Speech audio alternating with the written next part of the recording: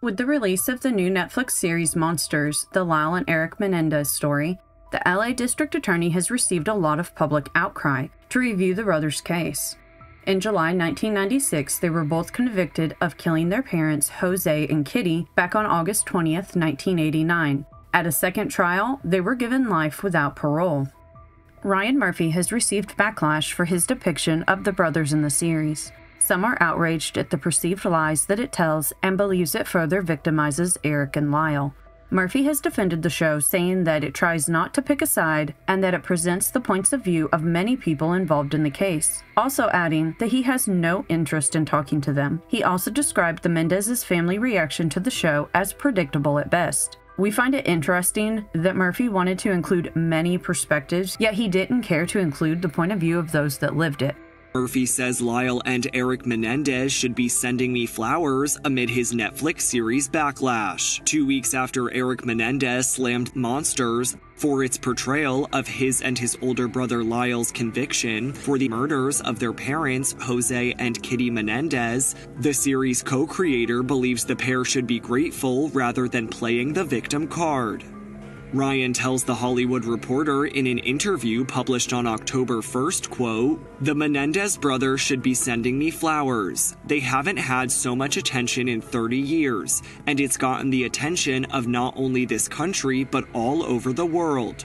There's an outpouring of interest in their lives and the case. I know for a fact that many people have offered to help them because of the interest of my show and what we did." He emphasizes that the Netflix series, which was developed with Ian Brennan, was not meant to focus only on the siblings but also their parents, their defense team, and the journalists who covered the story at the time. Ryan continues, quote, "The thing that the Menendez brothers and their people neglect is that we were telling a story that was a very broad canvas. We had an obligation to so many people, not just to Erik and Lyle. But that's what I find so fascinating, that they're playing the victim card right now. Poor, pitiful us, which I find reprehensible and disgusting." The reviews are mixed, and among those giving it a thumbs down is Erik Menendez. He says it's a dishonest portrayal of what happened. Erik Menendez is calling the new Netflix series about the murders of his parents horrible, vile, and appalling, and disheartening slander. Monsters, the Lyle and Erik Menendez story, implies Erik and his brother Lyle were carrying on an intimate relationship in their youths. Monsters hit #1 on Netflix, but from behind bars, Erik Menendez is fuming. "It's sad for me to know that Netflix's dishonest portrayal of the tragedies surrounding our crime have taken the painful truths several steps backward," he says in a statement released by his wife Tammy. "You're not getting it, Erik. We did it." Lyle and Erik Menendez killed their parents with shotgun blasts as they watched TV in their Beverly Hills mansion, a scene depicted with gruesome impact in the Netflix series. The brothers claim they committed the slayings in 1989 to stop their father's sexual abuse, but prosecutors argued the real motive was to inherit the family fortune. Some things that viewers are most upset about is the portrayal of an intimate relationship between the brothers. There was no evidence of this being factual. It also doesn't accurately portray the trauma of SA while also fabricating what happened, basically just whitewashing what the brothers have claimed they endured. During the first trial, many family members testified to the fact that they witnessed Jose bullying the boys and the dynamic between the household. And it now was getting on to be 7:30, 8 o'clock, and I was extremely hungry. It's been a long day. And I knocked on Kitty's door of their room, and Kitty was in the room, but there was no Jose, and she said that he was down in Erik's room. Did Erik have a room in the same hotel? Yes, he did. If I can remember right, it was like about 2 to 3 rooms down from their room. Okay. So she told you that Jose's in Erik's room? Correct. What happened then? She then said that we had to wait until Jose came out of Erik's room before we could go to dinner. So did you wait in her room or return to your room? No, I went back to my room. And did you subsequently get information that Jose was now back? What had happened was I had to go there one more time. I went back to her room and said, you know, Kitty, it's really getting very late. Why don't we just go down to eat? And she said, no, it'll only be a few more moments. Jose should be coming out of his room. And how much time before Jose did come out of Erik's room? If I can remember right, it was like around 8:30 or 8:45. And what happened then? We then were walking down the hallway, and When you say we. oh, I'm sorry. That's It was Kitty, myself, Brian, and Jose, the four of us. And what happened then was we said we would like to go in and see Erik to at least tell him that we thought the game was very well. We were sorry that he lost. Jose made fun of that, but as we were there in front of the room, he said, well, okay, Erik is in his room, and he will not be coming to dinner with us. So he opened the room, and as Who opened the room? Jose did. Did he have a key? Yes. And when he opened the room, we looked in, and it was a short hallway like you would have like in a Holiday Inn or something like that. I looked in the room, and it was very dimly lit, and Erik was in bed. How did he look?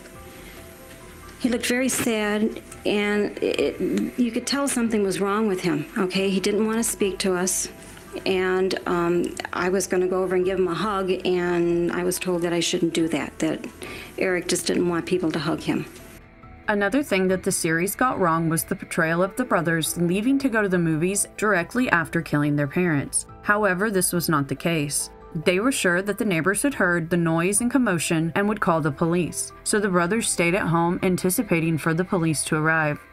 A few other things that they're outraged about is that Lyle also never did any drugs and was a light drinker at best, yet he was portrayed as a cocaine user. Some are saying that the choice of using Milli Vanilli music is a way of subliminally associating Lyle with frauds and liars. For those of you that don't know, Milli Vanilli was a singing duo that had won Grammys, including one for Best New Artist, and they were caught lip-syncing on stage when the backing track skipped and the duo panicked and ran off stage. In 1990, it was later revealed by their producer that they had never sung at all.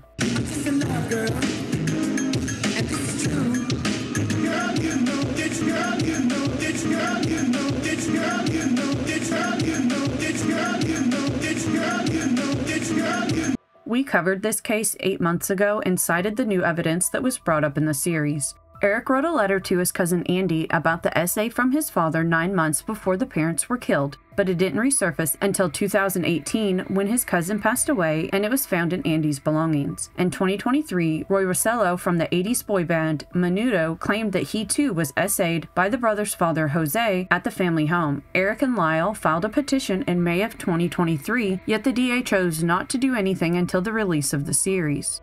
So will Erik and Lyle get a new trial? On October 4th, the LA District Attorney held a press conference detailing the new evidence in the brothers' case. The DA is reviewing all of the information and will make a decision. Los Angeles District Attorney says he'll review new evidence while considering resentencing the brothers. Dan Abrams is standing by after this report from Kana Whitworth. Good morning, Kana. Yes, George, good morning to you. So now in their 50s, Erik and Lyle Menendez are featured in a new Netflix documentary reflecting on the trial that put them behind bars for life with no possibility of parole. I remember when the verdict came down, it was first degree. It was so daunting that I was in shock. For the first time in 30 years, Lyle and Erik Menendez is speaking out amid renewed interest in the infamous murder case that captured the world's attention. I went to the only person that has ever helped me, that has ever protected me. And then, ultimately, this happened. He was arrested because of me. I wanted to die. In a way, I did not protect Lyle. Audio tapes are part of the Menendez brothers' new Netflix documentary. The siblings who shot and killed their parents in their Beverly Hills home in 1989, opening up about what they said on the witness stand in the historic televised trial. Erik reacting to his brother's testimony. I remember when he apologized to me on the stand for he had never said he was sorry. The trial making headlines again 3 decades later as Los Angeles County District Attorney George Gascon's office evaluates new alleged evidence and public calls for resentencing. We're not saying that there was anything wrong with the original trial. We have been given evidence. Famed defense attorney Mark Garagos claims Erik sent his cousin a letter detailing the abuse 9 months prior to the murders. Garagos also says a member of the popular 80s boy band Menudo, Roy Rossello, says he too was molested. by Erik and Lyle's father in the family home, adding to a growing call for the alleged abuse the boys suffered at the hands of their own father to be reevaluated. They claim it went on for years and that they feared for their own lives. It was a culture of silence, and that culture of silence existed up until the 90s, and I think it finally got broken in the 2000s. Now, prosecutors maintain the brutal murders were motivated by money. The next hearing is November 26th, and the DA says the final decision will be his. Guys. Okay, Candace, thanks very much. Our chief legal analyst, Dan Abrams, is here. What's the DA doing here? Right. So I don't quite understand the timing, right? The DA is coming out now saying, well, we're going to evaluate this.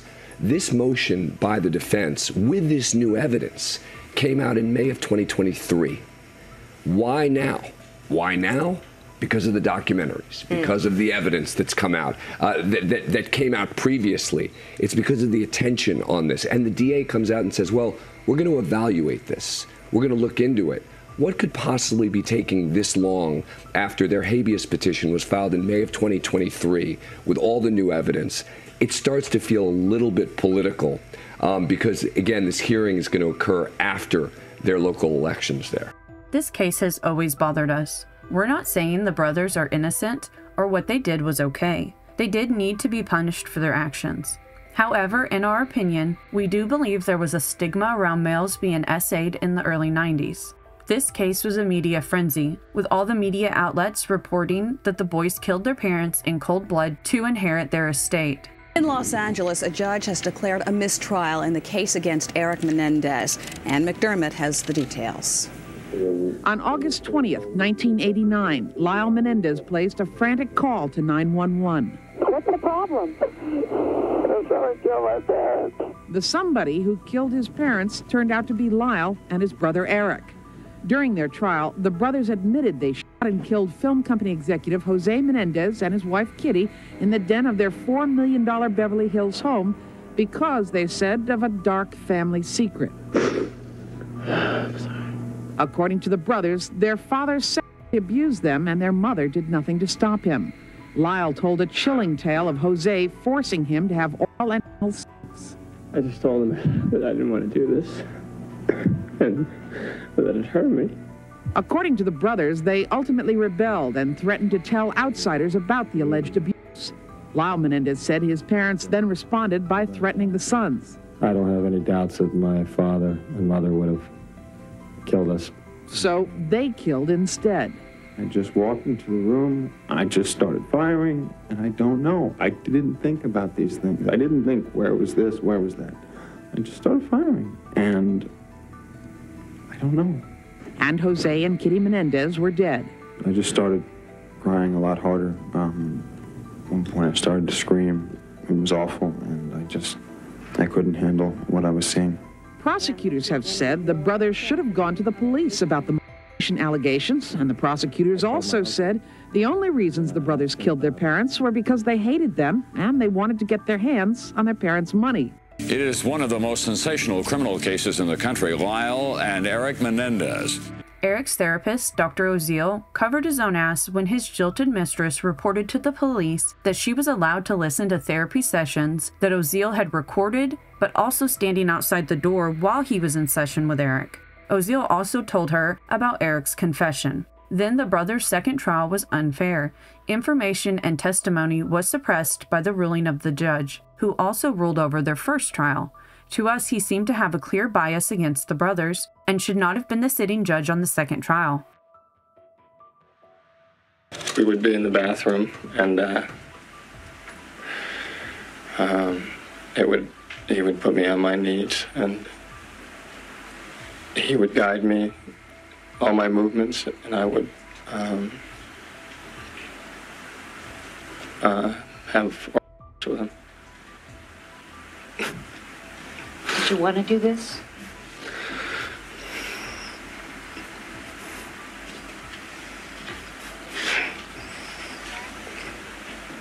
And did he try to penetrate you with something else? He did.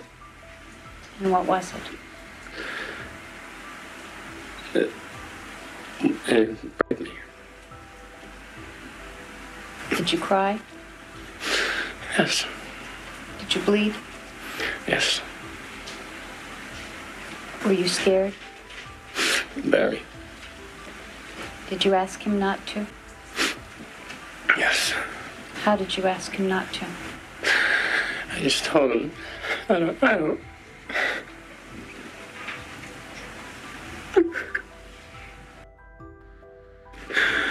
I just told him that I didn't want to do this, and that it hurt me.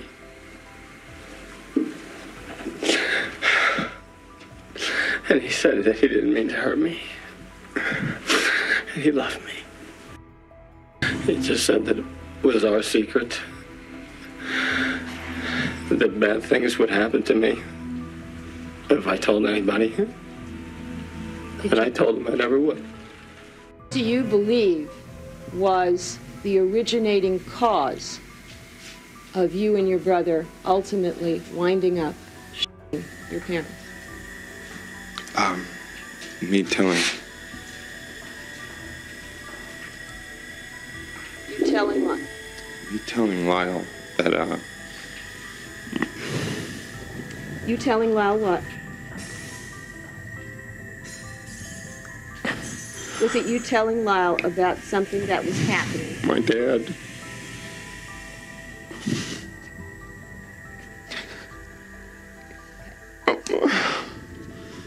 My dad. Can you answer the question? Yes. Okay, it was you telling Lyle what? My dad. Me. And